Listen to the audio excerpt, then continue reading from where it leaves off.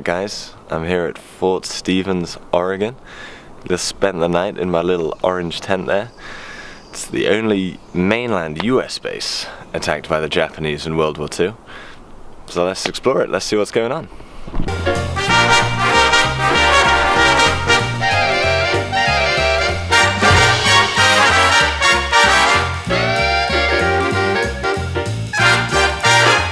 The night of the 21st of June 1942, it was a quiet night here for everyone at Fort Stevens. That's what they thought.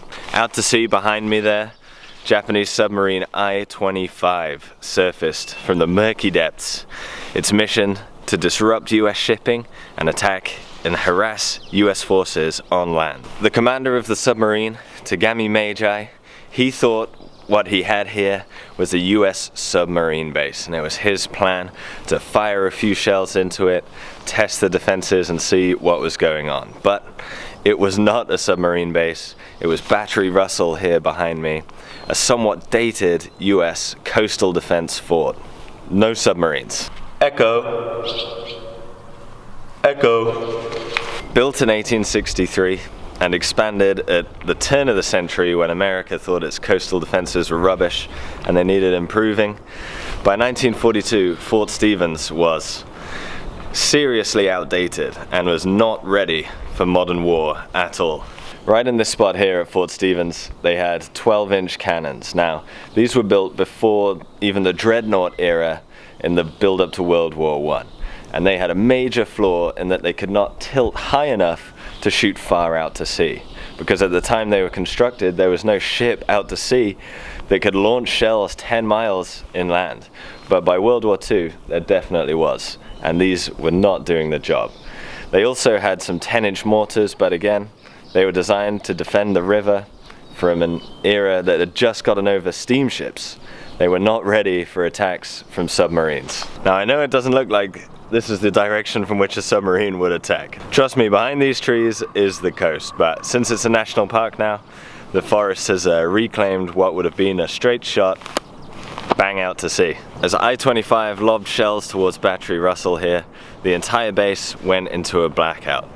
The Americans scrambled in the dark to reach their positions and were apparently manning the guns in nothing but their underwear. But the commander of the base did not order them to fire a single shell back. Even though they were all ready, even though they could have done, he knew that his guns did not have the ability to reach out to sea. And he didn't want to, A, give away the exact position of the defenses, and B, reveal their weakness to the Japanese.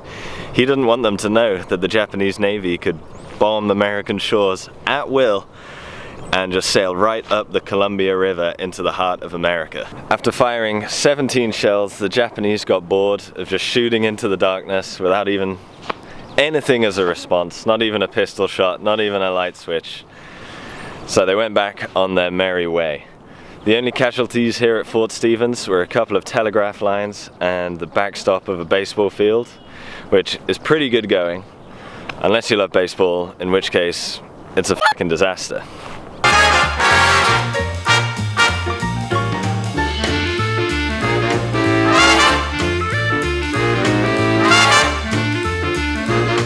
Philly boy! This wasn't I-25's only trip to Oregon.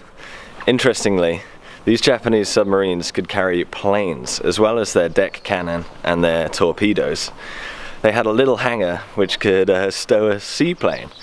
It was called, bear with me, Yokosuka E-14Y, or Glenn, as the Allies called it, which is much easier for me to say. So in September of that year, little old Glenn, he took off to bomb southern Oregon with a mission to start a raging forest fire that would hopefully distract the US war effort. Piloted by Mr. Nobua Fujita, he successfully bombed several sites around Brookings, Oregon. However, unfortunately for the Japanese, but fortunately for the people that lived there, it had rained the day before, so it couldn't start much of a forest fire. It did still start a fire, but it was easily contained, what with everything being soaking wet. I-25 would survive another year in the war, sinking several Allied ships and even a Soviet submarine, hashtag sorry Stalin. But it was eventually sunk in September 1943 off the coast of what's now Vanuatu, killing all 94 crew members. However, there was one guy who didn't die in the sinking of I-25, and that was the pilot Nobua Fujita, who by that point in the war had been reassigned to train kamikaze pilots. He ended up surviving the war, becoming a carpenter back in his hometown in Japan. But in the 1960s, he was invited back to Brookings, Oregon, the town he had tried to destroy in a mission of peace. He deeply regretted his actions in the war, and he had brought his Japanese samurai sword to commit ritual suicide if the town was hostile to him, and if the town requested that of him. Obviously, the people of Brookings, Oregon were not going to do that, and he was really overwhelmed by this display of peace from the people that he had tried to kill. So he donated his sword as a symbol of peace to the town of Brookings, Oregon. And right before he passed away in the 80s, Brookings, Oregon made him an honorary citizen. That's probably the most poignant way I can end this video, with America and Japan at peace, and Nobua Fujita an honorary citizen of the town he tried to destroy. Thanks for watching, guys. See ya!